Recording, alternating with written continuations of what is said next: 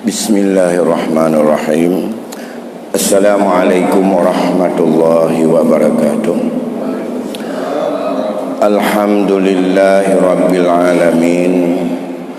Wassalatu wassalamu ala sayyidina Muhammadin sayyidil anbiya'i wal mursalin wa ala alihi wa ashabihi ajma'in, amma ba'd. Segenap puji beserta syukur kita persembahkan kehadirat Allah Subhanahu wa taala. Selawat beriring salam kita juga kita mohon semoga Allah curahkan keharibaan junjungan alam Nabi besar Muhammad sallallahu alaihi wasallam pada keluarga dan sahabat beliau sekalian. Tengku-tengku kaum muslimin sidang jamaah maghrib yang dimuliakan Allah Subhanahu wa taala. Baiklah, pada malam ini kita kembali sedikit kepada kita orang yang hidup ini, apa sesungguhnya kewajiban kita sebagai ahli waris kepada mawaris atau kepada mayit. Jangan terbayang yang meninggal dunia, yang terbayang oleh ahli waris adalah haknya sebagai harta pusaka yang harus diambil. Ketahuilah bahwa tidak halal diambil hak oleh seorang ahli waris andai kata ahli waris tersebut tidak dulu melaksanakan kewajibannya. Wajib menunaikan dulu kewajibannya, baru dia boleh mengambil haknya. Apa kewajiban ahli waris kepada si mayit? Kewajiban yang sifatnya kifayah itu tidak dituntut kepada ahli waris saja, tapi adalah menjadi kewajiban seluruh umat Islam yang ada di mana tempat orang itu meninggal dunia, seperti salat, mandi, kemudian kafan dan menguburkannya. Itu sudah kewajiban kifayah. Siapa saja di antara kaum muslimin yang ada menunaikannya, maka lepaslah dosa, bebaslah dosa seluruh kita yang ada di lingkungan tersebut. Belum kita melihat kepada yang lebih utama, tapi dalam batas minimal. Tapi yang menyangkut dengan kewajiban yang sifatnya material atau peninggalan atau tugas-tugas kehidupan yang belum sempat dilaksanakan, tak pernah diberitahu sebelumnya. Kematian datang kapan saja atas kehendak Allah, yang sudah ditentukan takdirnya kepada kita, berapa usia kita dan kapan kita harus meninggal dunia. Ketetapan itu tidak ada siapapun di dunia ini yang tahu kecuali hanya Allah saja. Malaikat maut aja enggak tahu, kecuali sudah perintah ya cabut, ya cabut. Kalau belum ada perintah cabut, enggak cabut.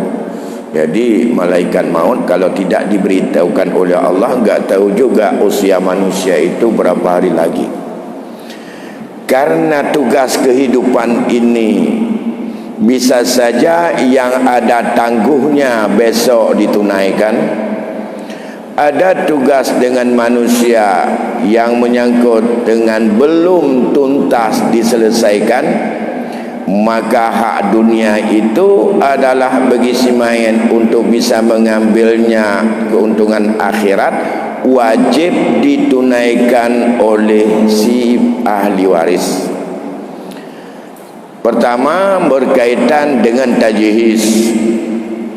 Tajhiz itu dilaksanakan oleh kaum muslimin, tapi menyangkut dengan pembiayaan itu haram diambil oleh ahli waris kalau belum ditunaikan kepada si mayit. Di dalam pendapat para ulama, yang paling penting pertama yang harus ditunaikan setelah biaya tajhiz, yaitu kafan, biaya mandi, biaya penguburan seperti liang atau papan kerenda dan segala macam. Maka ada kewajiban kedua yang wajib ditunaikan. Bila tidak ditunaikan oleh ahli waris, yang pertama ia menggunakan peninggalan itu zalim, haram, berdosa, dan tidak bisa mengambil haknya. Pun diambil memang tidak ada yang membantah, karena tidak ada lagi yang punya, maka di pengadilan Allah dia harus mendapat risiko. Maka kewajiban yang kedua si ahli waris adalah menunaikan berkaitan dengan hutang, dan hutang itu sudah ditangguhkan dengan pemborosan atau disebut dengan gala atau ada boroh. Karena di dalam syariat kita, bila orang meninggal dunia, maka akad apapun yang sudah dilakukan dengan sendirinya bubar. Seseorang dengan berhutang 5 juta, batas waktu 2 bulan, dengan jaminan 1 buah kereta. Kereta tersebut merupakan benda jaminan atau jaminan hutang atau barang rahan atau barang dalam gala dalam bahasa Aceh. Nah, sebelum sampai tangguh hutang 2 bulan, baru 1 bulan meninggallah orang yang berhutang. Kereta tersebut merupakan milik si yang meninggal dunia, tapi masih dalam jaminan hutang. Sedangkan akad hutang tangguh 2 bulan batal demi hukum dengan sebab kematian satu pihak, yaitu orang yang menghutangi atau orang yang meminjam, yang berhutang. Otomatis saat itu akad hutang piutang berkaitan dengan jaminan hutang 1 buah kereta itu batal. Akibat pembatalan tersebut tak perlu dibatalkan, memang batal demi hukum. Maka mulai saat itu tirkah yang ada, peninggalan yang ada, wajib tunaikan hutang dulu, tidak menunggu sampai tangguh. Hana tapreh sampai dengan 2 bulan, karena tangguhnya sudah sampai, karena orang yang berhutang sudah meninggal. Dan dari mana uang diambil? Dari peninggalan orang mati, bayar hutang secara lunas, ambil kembali kereta yang menjadi jaminan hutang. Itu prioritas pertama, hingga kereta tadi menjadi milik orang mati. Salah satu daripada peninggalan atau adalah itu tirkah orang meninggal. Setelah ditunaikan hutang, bayar hutang dengan apa dibayar? Uang siapa? Uang peninggalan orang mati, bukan harta ahli waris. Itu kewajiban. Mana kewajiban? Hukumnya wajib, dan tidak halal dalam penggunaan harta orang mati sebelum ini ditunaikan. Berbeda dengan menyangkut dengan hukum positif. Kalau dalam akad hukum positif, dengan kematian daripada orang yang bertransaksi utang piutang, tidak mutlak saat itu hutangnya bubar atau akadnya batal. tapi dilanjutkan oleh ahli waris yang lain yang tua di antara mereka, dan itu anak laki-lakinya. Dalam Islam tidak, semua transaksi batal. Maka dalam kaitan ini begitu juga kehidupan bersama dalam keluarga yang selama ini penghasilan yang diperoleh mulai saat ia setelah akad nikah sampai dengan berpisah di antara mereka satu meninggal dunia, semua harta yang ada itu disebut dengan harta perkongsian atau harta zakat atau gonogini. Kalau harta itu gonogini perkongsian, hutang dalam keluarga selama rentang di antara mereka daripada kahwin sampai berpisah, itu juga hutang gonogini. Jadi bukan apa itu peninggalan saja yang gonogini, hutang juga gonogini. Atau hutang itu terjadi setelah akad nikah di antara mereka. Nama boleh siapa saja, boleh nama ibu, boleh nama bapa, tapi hukumnya takluk kepada bersama berkaitan dengan hutang. Begitu juga dengan benta pemilikan. Ada toko nama ibu, ada mobil nama bapa. Begitu meninggal dunia, yang dilihat toko itu kapan dibangun, mobil itu kapan dibeli. Setelah kawin, berarti itu adalah milik gonogini, milik seharkat. Kalau demikian, belum lunas mobil itu, masih ada 100 juta lagi di bank yang harus diansur. Maka dengan demikian akad kerjasama batal antara suami dan istri.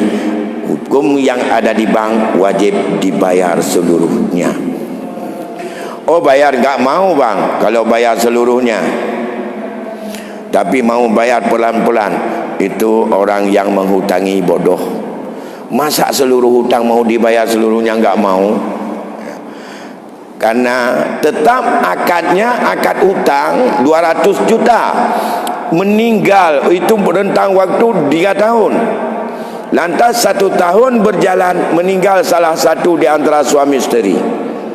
Kalau demikian, hutang mobil masih sisa, belum habis 200 juta ditutup. Saat itu harus ditutup semuanya. Berapa? 200 juta. Tidak perlu harus dipotong, dan tidak dipotong, dan tidak minta dipotong.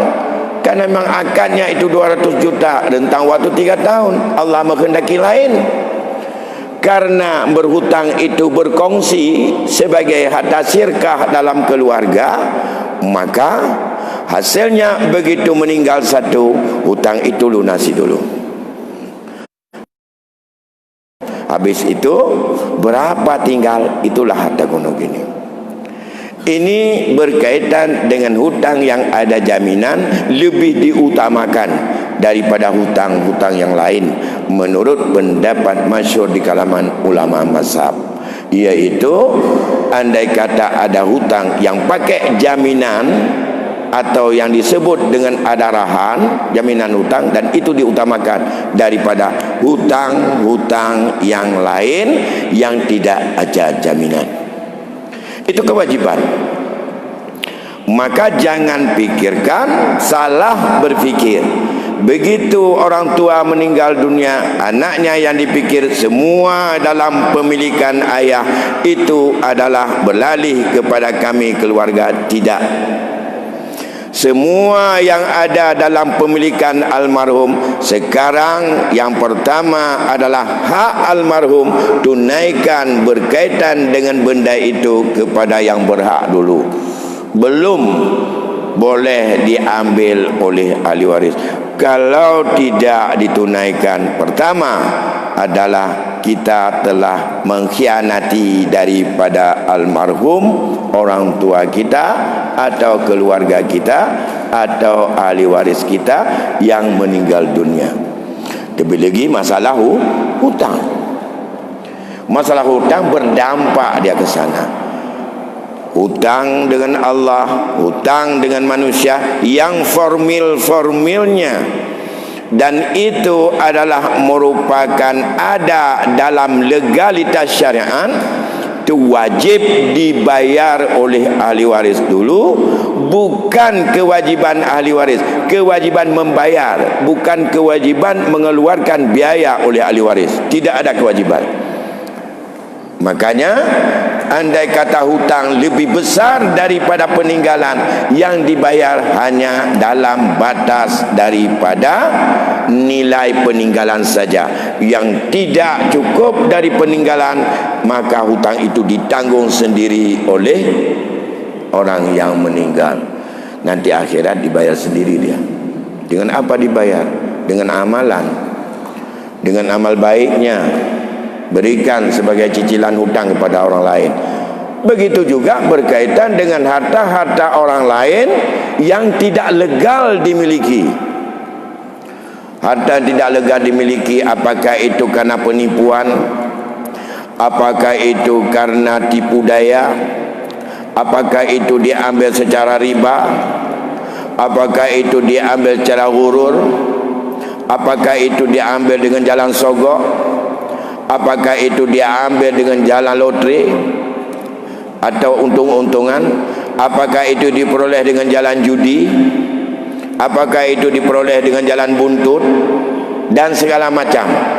Yang demikian tidak ada kewajiban ahli waris, yang dilakukan ilegal itu ditanggung sendiri, yang dibayar sendiri wang orang, karena tak sempat dia taubat di dunia, di akhirat nanti tanggung sendiri oleh almarhum.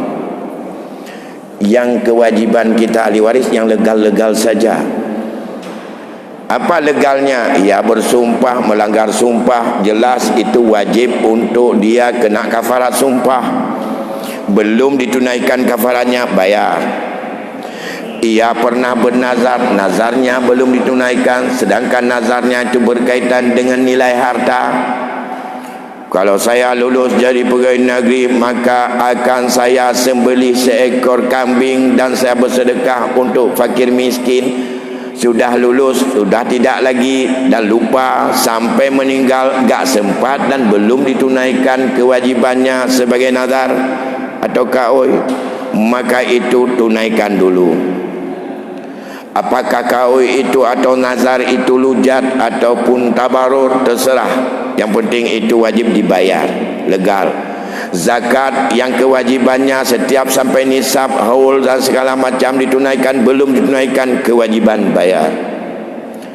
Kemudian juga haji, dia masa hidupnya sudah ada satu masa yang ada nilai istita'ah, nilai kemampuan.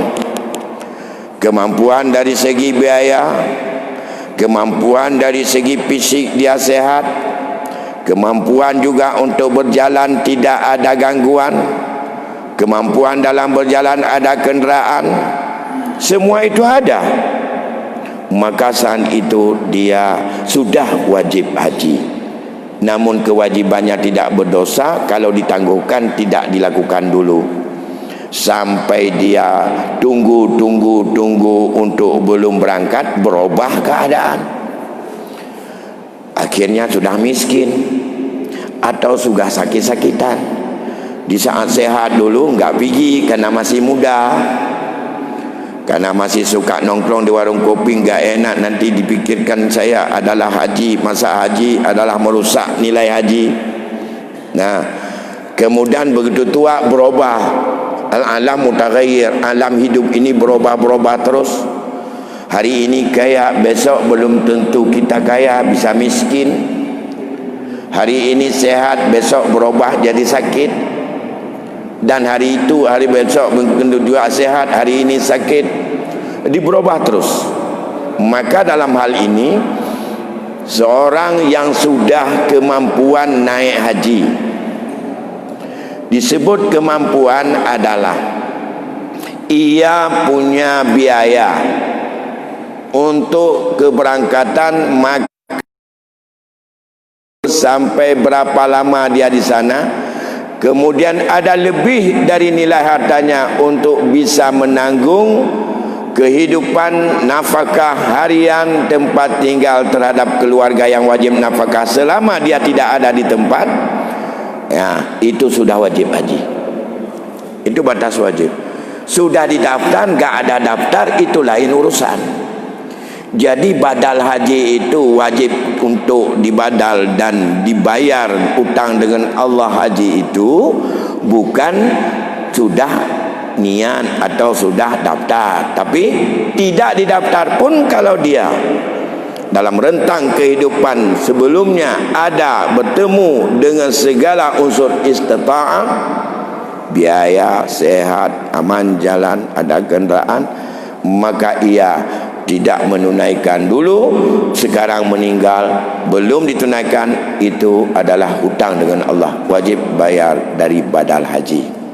Nah, walaupun saat ini saat mau meninggal ia enggak punya kemampuan lagi untuk pergi haji. Nah, dan itu hutang dengan Allah semuanya.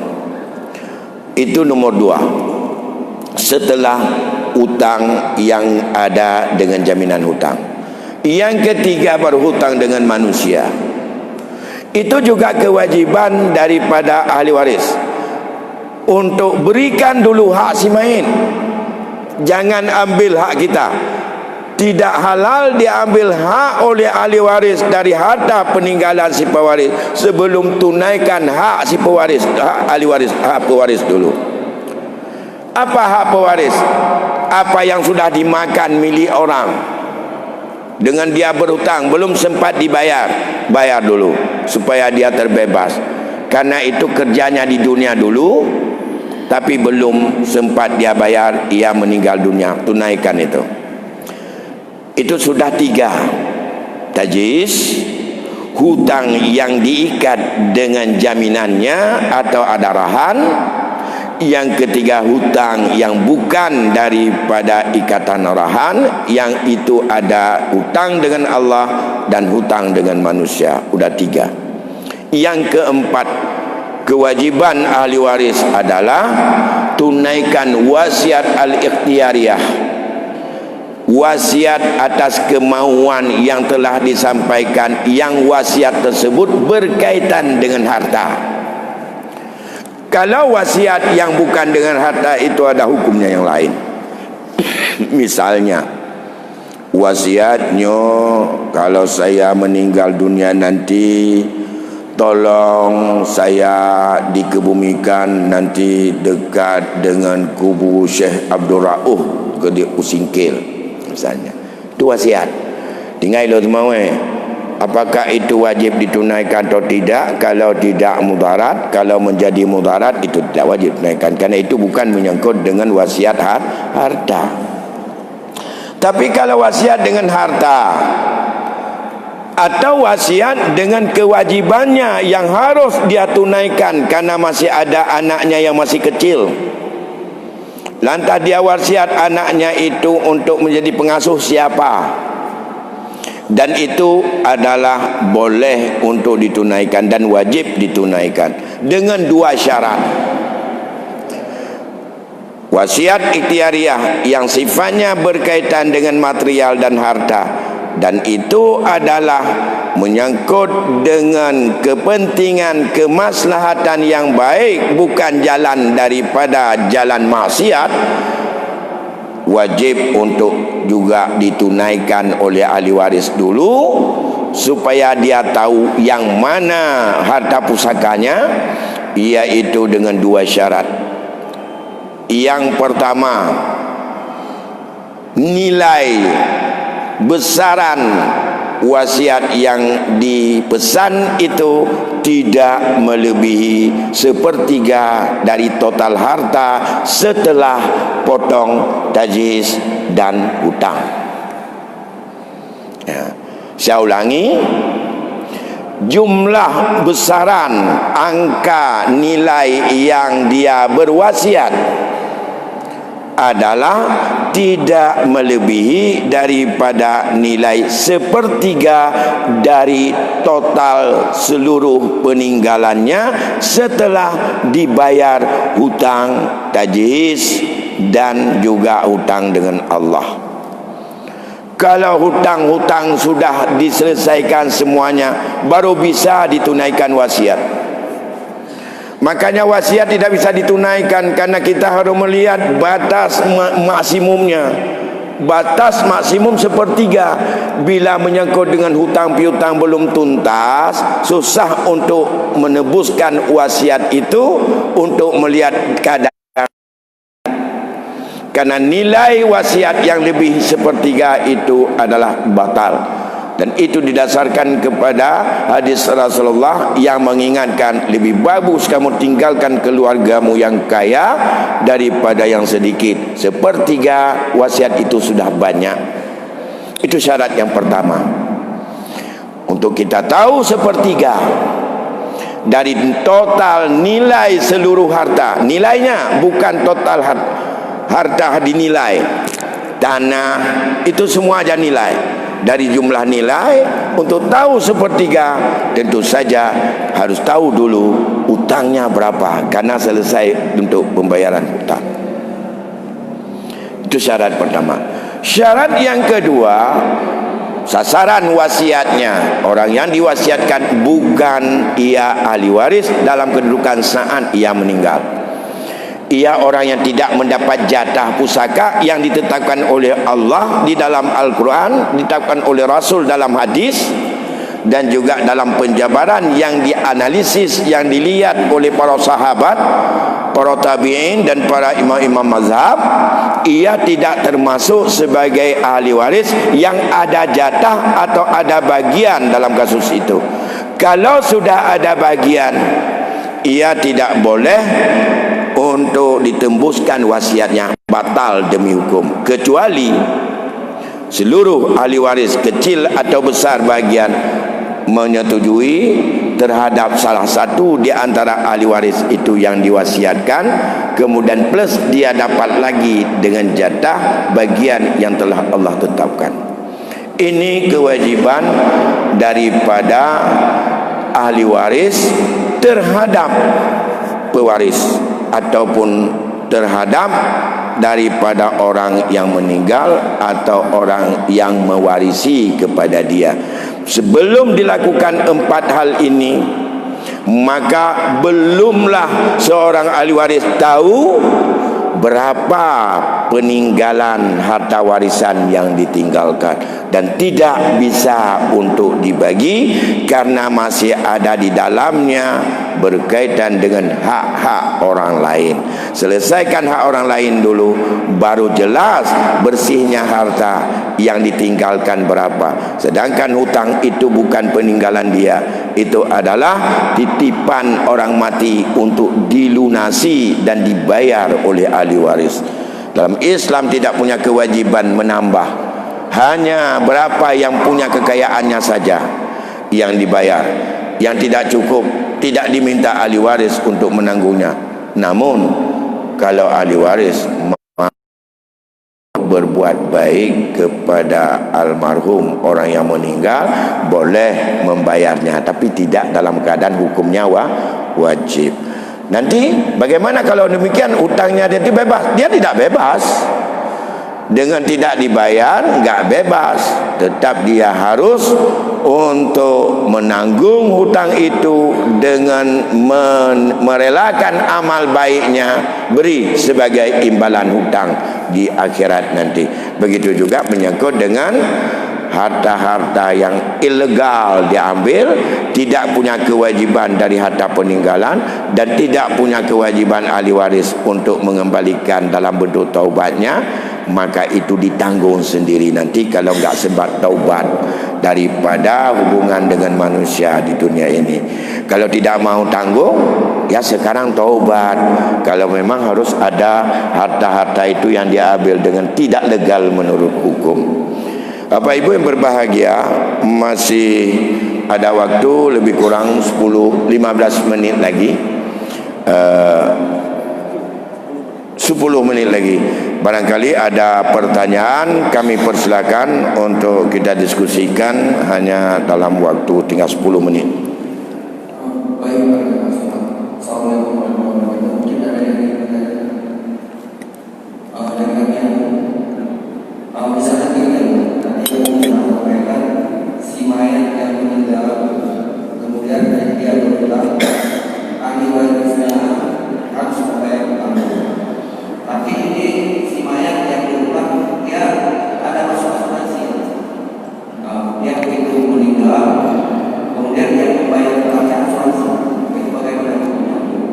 Iya. Kemudian yang kedua,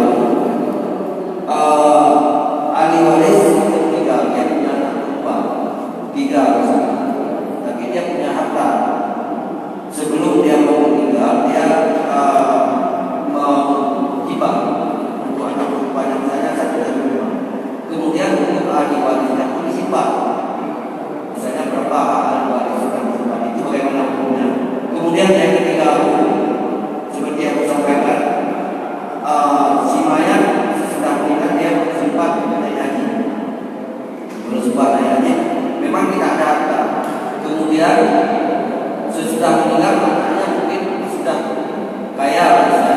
Bagaimana hukumnya dia membatalkan hati orang tuanya? Terima kasih. Assalamualaikum warahmatullahi wabarakatuh. Waalaikumsalam warahmatullahi wabarakatuh.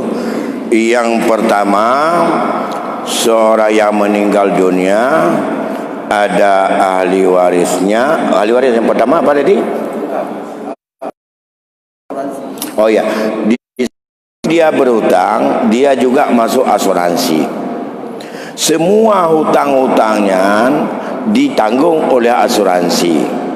Tentu saja dia sedang menabung di asuransi, dan hutangnya yang ditanggung oleh asuransi tidak perlu dibayar dengan harta peninggalan, dan tidak boleh dibayar karena dia memang sudah membayar sebelumnya ke asuransi sebagai tabungannya.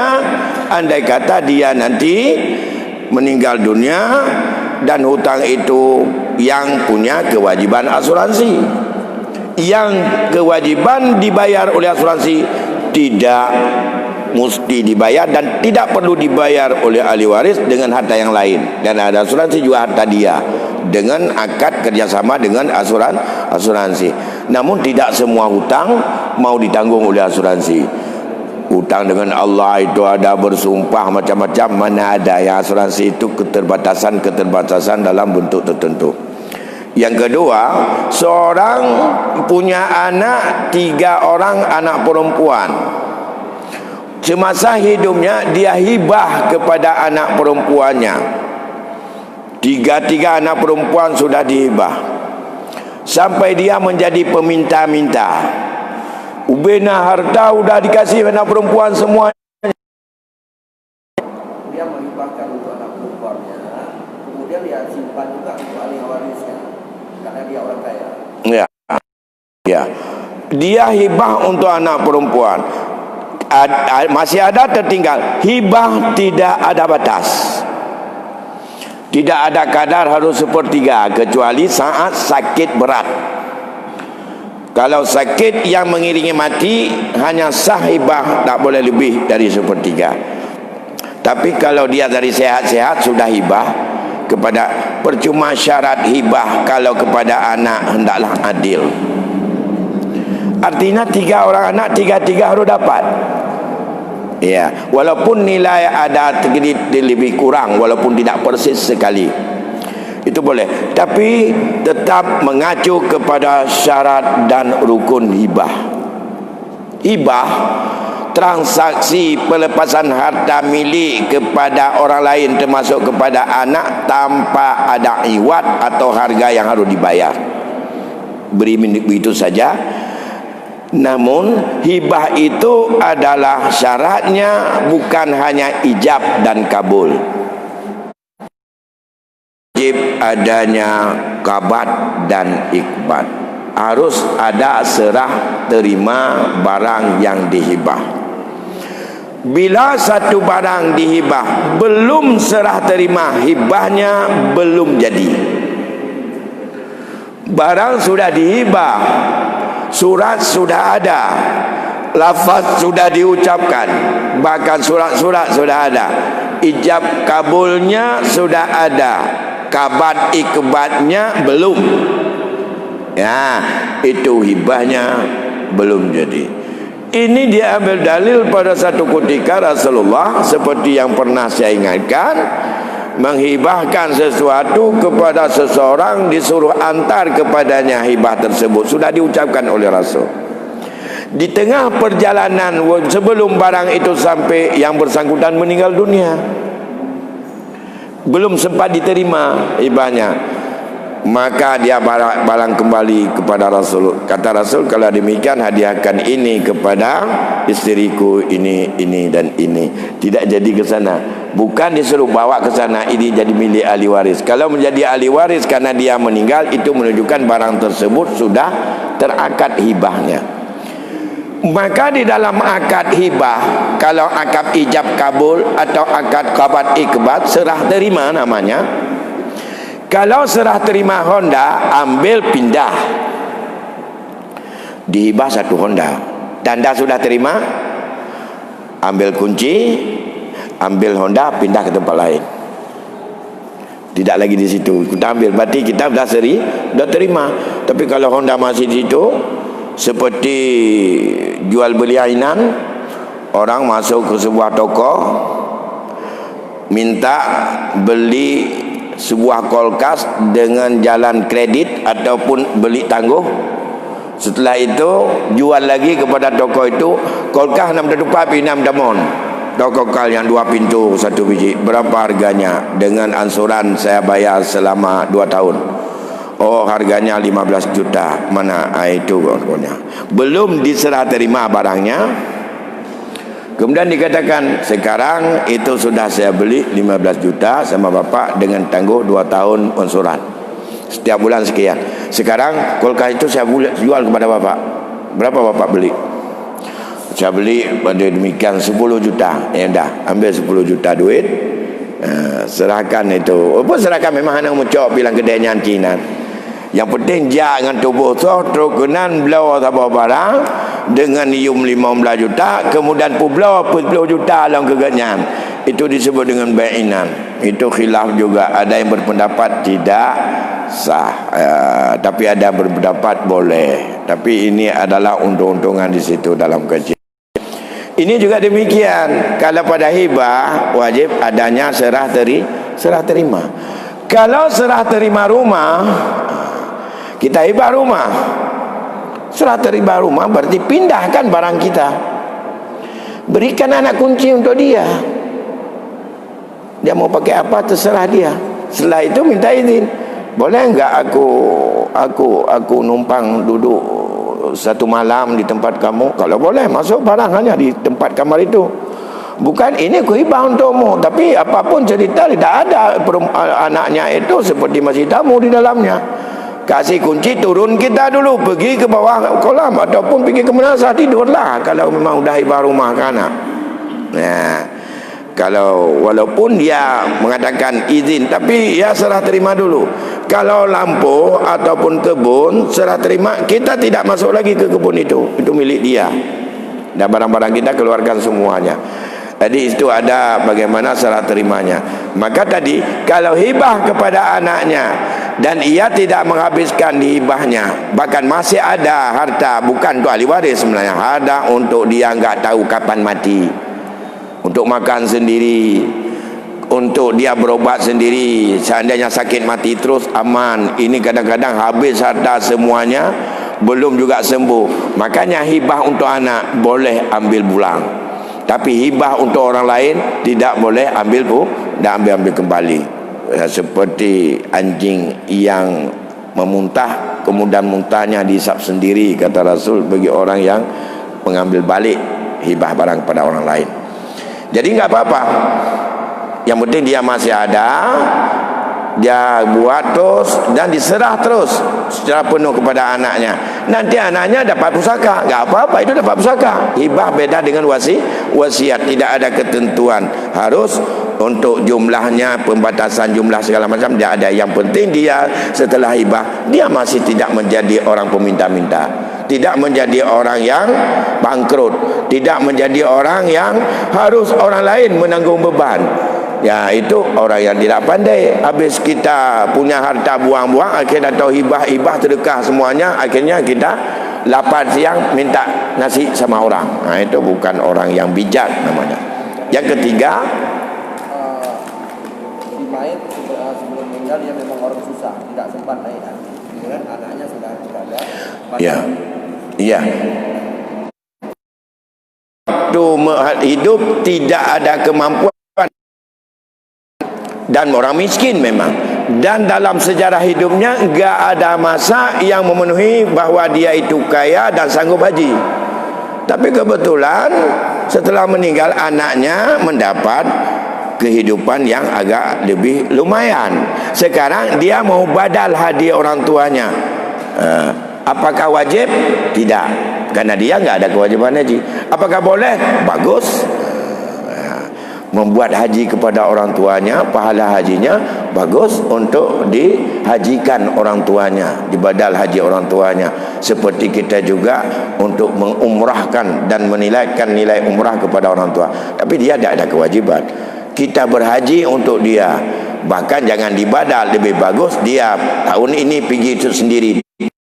Dia pergi untuk haji kepada orang tuanya, itu lebih bagus lagi.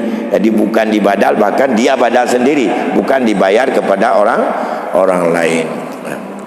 Baik Bapak Ibu yang berbahagia, sampai di sini dulu diskusi kita dan kajian kita malam ini. Semoga ada manfaatnya untuk mengingatkan kita semuanya dalam bagaimana untuk kita bersih dalam kehidupan keluarga, memiliki harta kita dan peninggalan orang tua. Akhirnya lebih kurang saya mohon maaf. Assalamualaikum warahmatullahi wabarakatuh.